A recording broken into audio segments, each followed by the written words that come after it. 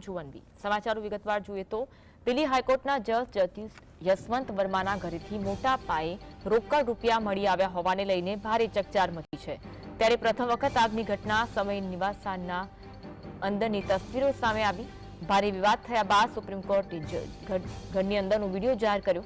વિડીયોમાં દિલ્હી હાઈકોર્ટના જજ જસ્ટિસ યશવંત વર્માના ઘરની અંદર ફાયર વિભાગના જવાન આગ સામે કાર્યવાહી કરતા જોવા મળે છે। તસવીરોમાં બળી ગયેલી નોટો સ્પષ્ટ દેખાઈ આવે છે। દિલ્હી હાઈકોર્ટના જસ્ટિસ યશવંત વર્માના ઘરે આટલી બધી રોકડ કેવી રીતે આવી તેની તપાસ માટે એક સમિતિની રચના કરવામાં આવી છે। આ ફોટોગ્રાફ્સ સુપ્રીમ કોર્ટે પોતાની વેબસાઇટ પર જાહેર કર્યા। વિડીયો સાથે જાહેર કરાયેલા એક અહેવાલમાં કહેવામાં આવ્યું છે કે જે રૂમમાં આગ લાગી હતી ત્યાં કાબૂમાં આવ્યા પછી 4-5 અડધી બળી ગયેલી બોરીઓ મળી આવી, જેની અંદર ભારતીય ચલણની મોટા પાયે રોકડ મળી આવી હતી। ઉપરાંત આ કેસ સંબંધિત દિલ્હી હાઈકોર્ટના મુખ્ય ન્યાયાધીશનો અહેવાલ જાહેર કરવામાં આવ્યો છે અને તેની સાથે જસ્ટિસ વર્માનો જવાબ પણ જાહેર કરવામાં આવ્યો છે। આ કેસ સંબંધિત દસ્તાવેજો પણ વેબસાઇટ પર મૂકવામાં આવ્યા છે।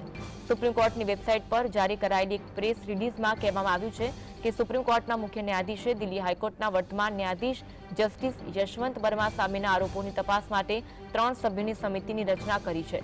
આ સમિતિમાં પંજાબ અને હરિયાણા હાઈકોર્ટના મુખ્ય ન્યાયાધીશ શીલ નાગુ, હિમાચલ પ્રદેશ હાઈકોર્ટના મુખ્ય ન્યાયાધીશ GSનો સમાવેશ થાય છે। દિલ્હી હાઈકોર્ટના મુખ્ય ન્યાયાધીશને હાલ પૂરતું ન્યાયાધીશ યશવંત વર્માને કોઈ ન્યાયિક કાર્ય ન સોંપવા માટે કહેવામાં આવ્યું છે।